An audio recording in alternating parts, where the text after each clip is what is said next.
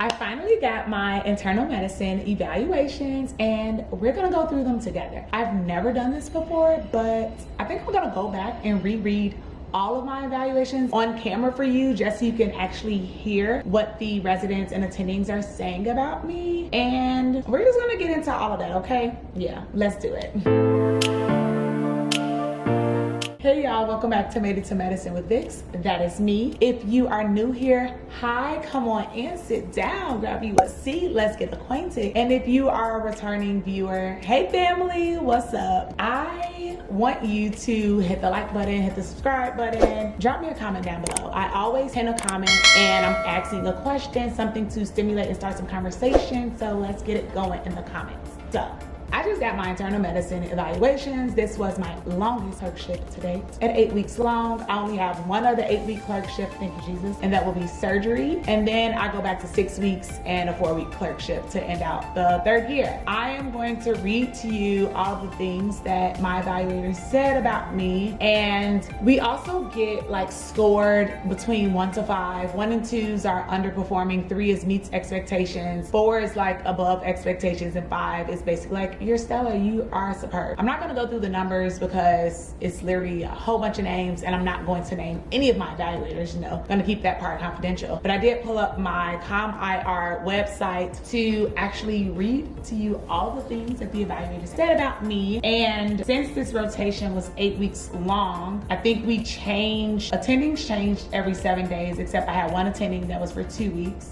And then residents typically changed every 10 days. So let's just say technically every week out or so, I had 3 to 4 different people. I think 4 different people evaluated me. So these evaluations are really, really long, but let's get into it. So for my medicine clerkship, it says, Vicky completed 8 weeks of her internal medicine rotation. The student was assigned to University of Illinois Hospital for 4 weeks and University of Illinois in a subspecialty of oncology for 4 weeks. The student's clinical performance was near honors level. I'm gonna stop right there and just put a pin before I continue to read. Internal medicine is literally like the foundation of medicine. No matter what specialty, whatever field you go into, people wanna see that you did well on internal medicine, and guess what? I did, so very happy about that. And a summary of her performance, including highlighted comments, is as follows. Vicky did a great job on her medicine clerkship. She had a strong knowledge base and was clearly well prepared. She was an integral member of the team, hardworking with great interpersonal skills. She showed excellent rapport with her patients. Vicky was great at working quickly. She did not waste time and worked as efficiently as a resident.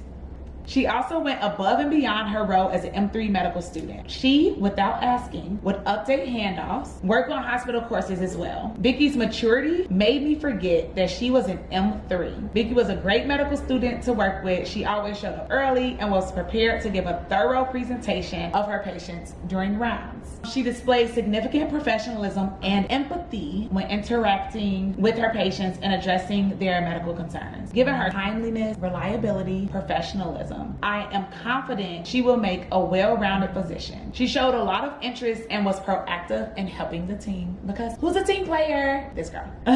Great hard work student who helped the team immensely, excellent fond of knowledge. Vicky was an engaged and enthusiastic learner throughout the internal medicine rotation. She was able to take histories and perform physical exams, practice written documentation and oral presentations, and develop preliminary plans.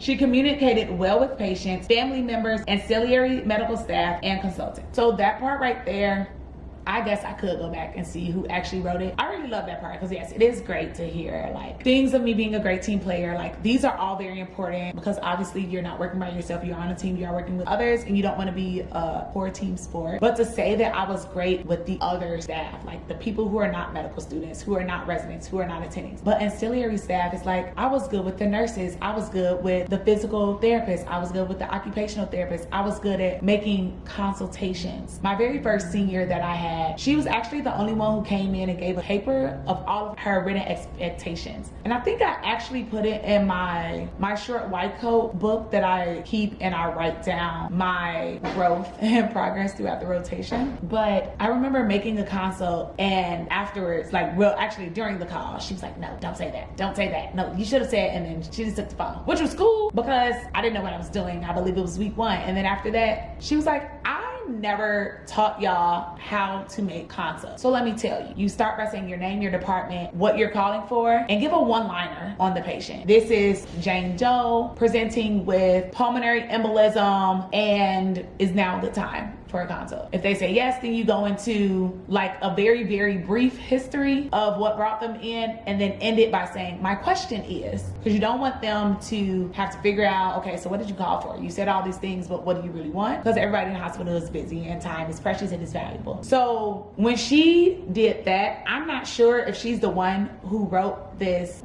statement, this evaluation saying that I was good with the team, but starting internal medicine was very, very hard. You're literally pulled in so many different areas, and to just see like, wow, I really came a long way. It made me feel good to read this. I'm not gonna lie. I smiled the entire time I read all these evaluations because it's pretty amazing. And it's also good when people say nice things about you. Like, love that for me. All right. She was exceptionally helpful in communicating and building a strong rapport with the patient who was admitted for a complex medical workup. She has a strong understanding of the social determinants of health and incorporates these complex social factors into her practice. Great bedside manner, smart, engaged, asks great questions, good clinical acumen, and very professional. One of my friends let me read their evaluations on one of their other rotations, and it hit me. I don't big myself up enough. That friend is a previous social worker, and they went into the rotation, let them know like, okay, I was a social worker. This is my background. These are things that I'm good at. And that kind of like showed the residents and the attendings like, oh, let me look out to see if they said they previously did this. How can they intertwine that into this practice? For this person to say that I understood the social determinants of health, I have an entire master of public health. I don't know why I never thought to bring this up. Like, yes, on my signature on my email, I don't even use my email when I'm in the hospital. We communicate everything via Epic. So this showed me that I need to do a better job of bigging myself up. I need to do a better job of talking about the things that I'm actually interested in, and then incorporating that into my medical practice. Like, yes, social determinants of health are so important.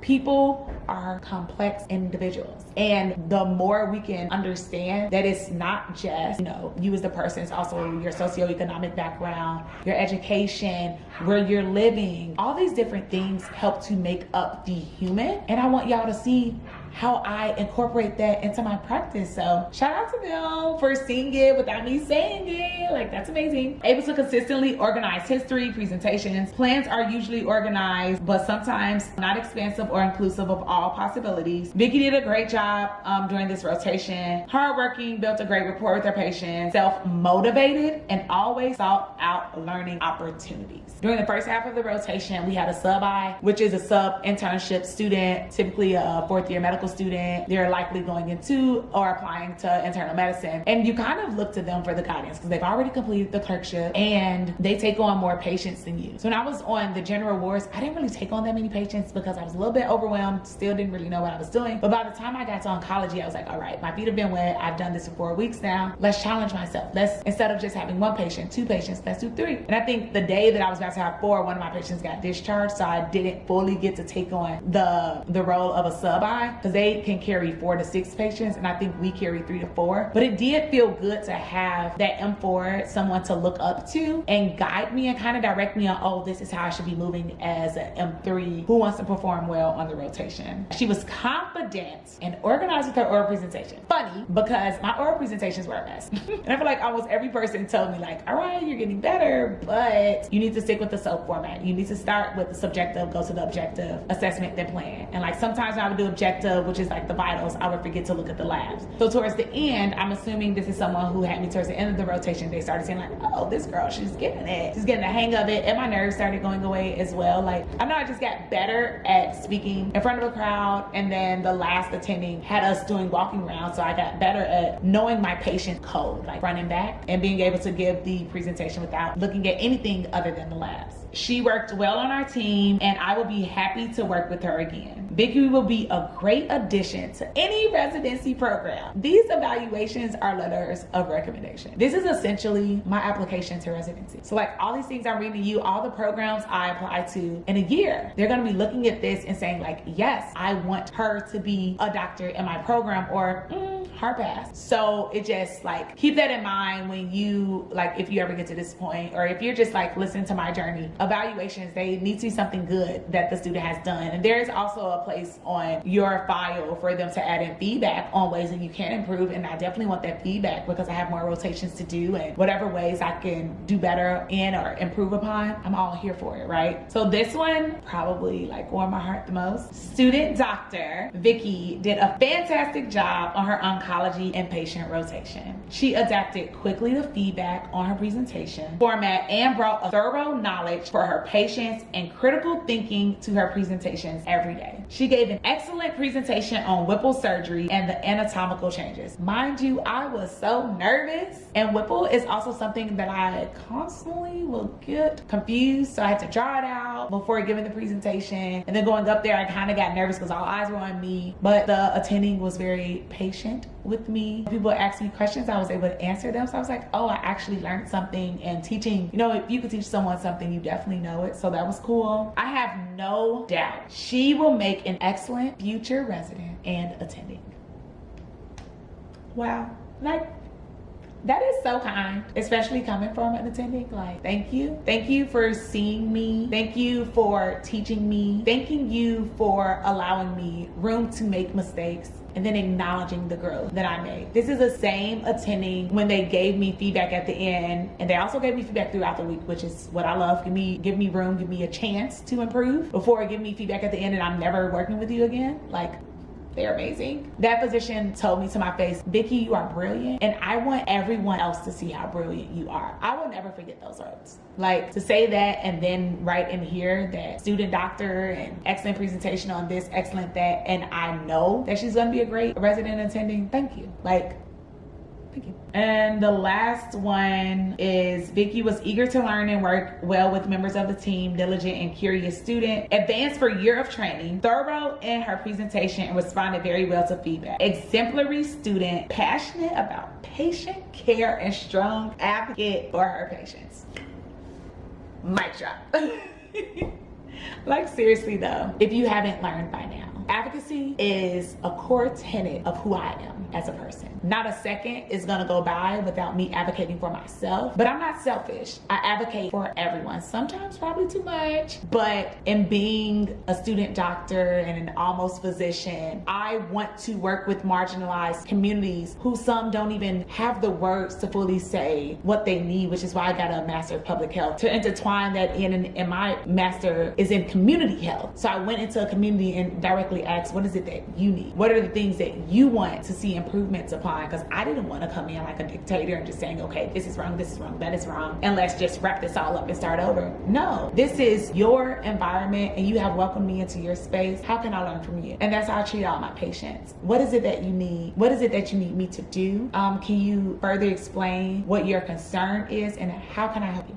It's very easy to get caught up in the medical jargon because that's what I'm learning, and it's still like a foreign language to me. But it's very important to speak to people as people. I'm not going into no room talking some, oh, you got dyspnea. No, you just told me you have shortness of breath. You got shortness of breath. And when I present, I have to be able to convert my words over. But when I'm talking to my patients, you're a human being, and I want to understand your life. I want you to trust me, and I want you to be able to be vulnerable with me so that we can both come together or come up with the best plan possible for you to get out of the hospital and, you know, live the best life that you can live. Let me know if you'd be interested or open to hearing the other evaluations that I got from family medicine, obstetrics and gynecology, and pediatrics. Let me know. And also let me know, I don't know, y'all. That just really warmed my heart. Like, literally, it warmed my heart. And I'm happy to be able to share with you. I have not read that to anybody because it was just so long. But, you know, it's my channel. I kind of do what I want here. But, yeah, thanks for listening. And I guess one takeaway that I would say, advocate. Advocacy work is important. So if you could do something kind for somebody today, please do so. And then share it in the comments because things like that really make my heart smile. See y'all next week. Bye.